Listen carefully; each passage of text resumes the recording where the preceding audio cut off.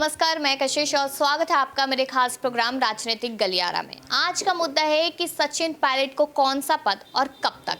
आखिरकार देखा जाए, राजस्थान में एक के बाद एक बवाल देखने को मिलता है और अभी रिसेंटली जो खबरें सामने आ रही है उस हिसाब से अशोक गहलोत भी उनका गुस्सा भी फूटता हुआ नजर आ रहा है। यहाँ पर उनका कहना है कि सरकार को रिपीट ना करने वाली बात जो कहते आए हैं उनको यहाँ पर मुंह बंद रखना चाहिए। और वही अगर सचिन पायलट की बात की जाए तो उसको लेकर यहाँ पर काफी कुछ खबरें सामने आ रही है, लेकिन एक बयान याद दिलाना चाहूंगी आपको जो कल ही सामने आया था। रंधावा क्या कुछ कहते नजर आए। वही रंधावा जिनकी जगह पहले अजय माकन नजर आते थे, लेकिन अब वही सुखजिंदर सिंह रंधावा नजर आ रहे हैं। उनके सामने भी यही मुद्दा था पायलट गहलोत, इनके सामने भी यही मुद्दा है पायलट गहलोत।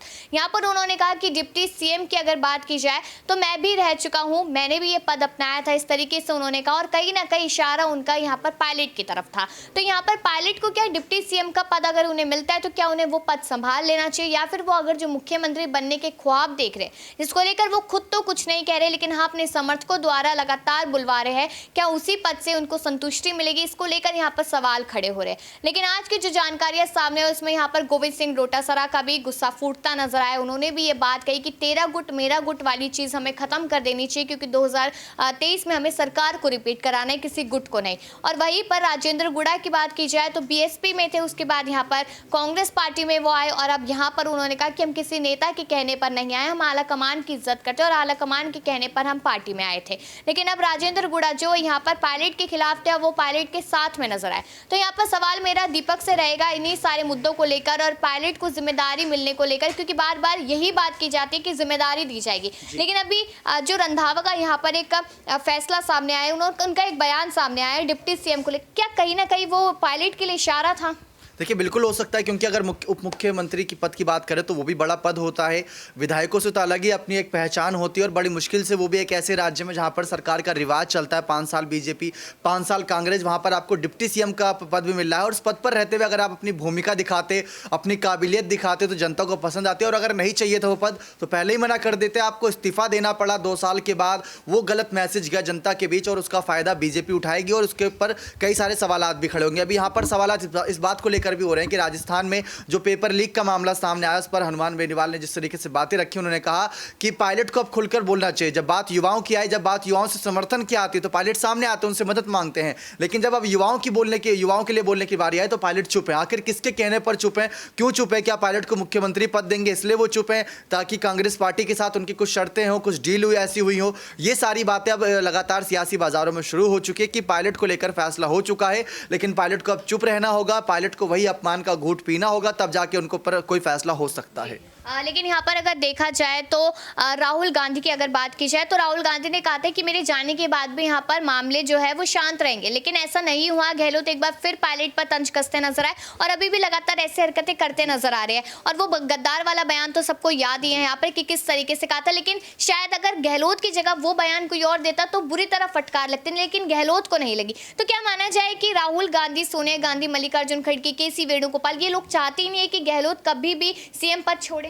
देखिए, अगर देखा जाए तो फायदा उन नेताओं को होगा जो गहलोत के साथ दे रहे हैं इस वक्त में, और ऐसे में गहलोत जब तक बने रहेंगे तब तक उन नेताओं का भी फायदा होता रहेगा, क्योंकि सब जानते हैं पायलट आएंगे तो पायलट के साथ कई बदलाव भी आएंगे और वही बदलाव इन नेताओं को भारी पड़ेंगे जिनकी उम्र हो चुकी है, जो आलसपना दिखाते हैं, जो काम चोरी करते हैं पार्टी में। पायलट उनको कहीं ना कहीं बाहर का रास्ता दिखा सकते हैं। और गहलोत के अगर मंत्री के गुट की बात करें तो उनका गुट काफ़ी पुराना हो चुका है, उम्र बढ़ रही है, समय के साथ साथ वो जनता के बीच नहीं जा रहे। अगर आप देखें, रघु शर्मा और बीडी कल्ला को गुजरात भेजा गया, क्या रिजल्ट रहा? कुछ भी रिजल्ट नहीं रहा। तो वो सारी चीज़ें अब नजर आ रही है, उसको छुपाया नहीं जा सकता। इसलिए पायलट आएंगे तो कोई बदलाव करेंगे, जैसे राहुल गांधी कई बदलाव कर रहे हैं। राहुल के आने के बाद युवाओं को मौका मिल रहा है, राहुल की यात्रा में राहुल से आगे कन्हैया चल रहे हैं, तो एक अलग मैसेज जा रहा है। तो ये मैसेज इस समय राजस्थान की सियासी सत्ता पर भी। और जो रही बात पायलट के बड़े पद की, तो पायलट को बड़ा पद अगर मुख्यमंत्री पद मिलता है तो वो भी काफ़ी हो सकता है, लेकिन अगर डिप्टी सीएम का पद भी मिलता है, जैसा कि रंधावा ने कहा कि वो पद भी बहुत बेहतरीन नेता, उसमें क्या बुराई है, वो पायलट पर ही निशाना था, क्योंकि अभी देखा जाए तो पूर्व डिप्टी सीएम के तौर पर ही जाने जाते हैं सचिन पायलट। तो ये देखते हैं कि पायलट इसको कैसे डिफेंड करते हैं। और ऊपर से उनको बोलने भी नहीं दिया जा रहा, अब तो उनको बोलने भी नहीं दिया जा रहा। मंच मिला है जहां पर सब बोल रहे हैं, वहां पायलट को बोलने नहीं दिया जा रहा, तो इस पर सवालात खड़े हो रहे हैं।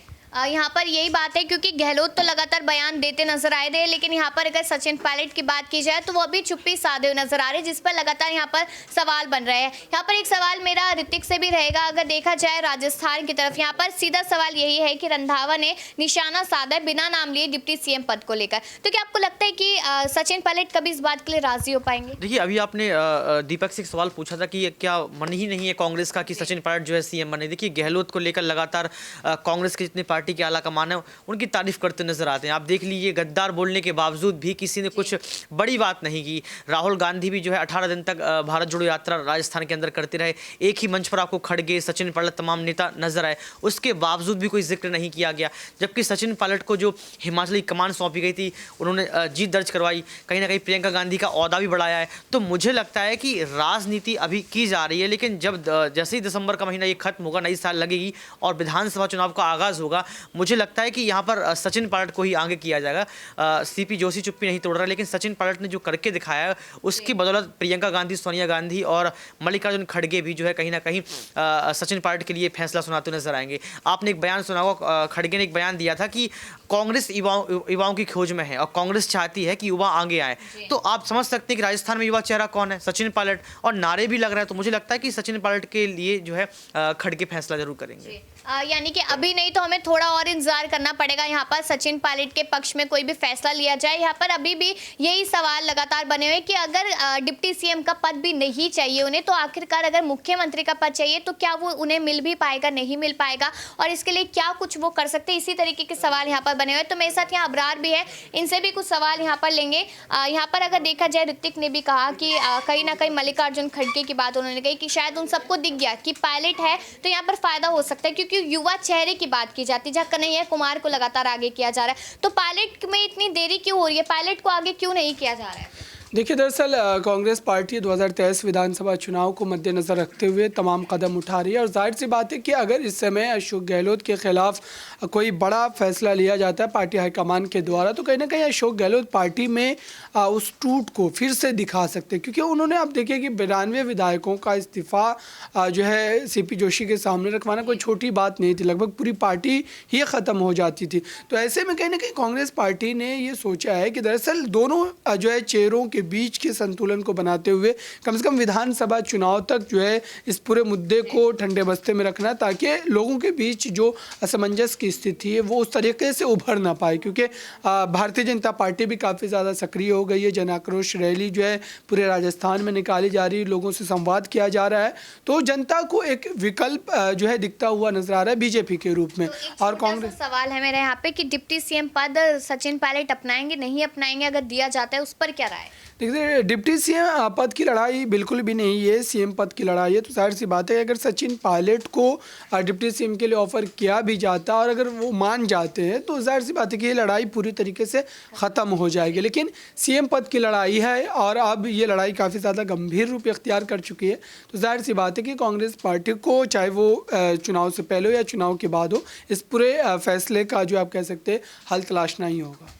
देखिए, ये तो है कि यहाँ पर इंतज़ार महीनों से लगातार इसी बात का किया जा रहा है, क्योंकि सितंबर का महीना था जब यहाँ पर इस्तीफे सौंपे गए थे, और अब दिसंबर का महीना खत्म होने वाला है, 2 दिन बाद साल भी खत्म यहाँ पर हो जाएगा, उसके बाद नए साल का आगाज़ यहाँ पर होगा। लेकिन सचिन पायलट की ज़िंदगी में कब कुछ नया होगा ये देखना लाजमी रहेगा। लेकिन आपकी क्या राय है डिप्टी सीएम पद को लेकर, सचिन पायलट को अगर दिया जाता है तो उन्हें लेना चाहिए या फिर नहीं? और बाकी ऐसी खबरों के लिए देखते रहिए नेक्स्ट 9 न्यूज़।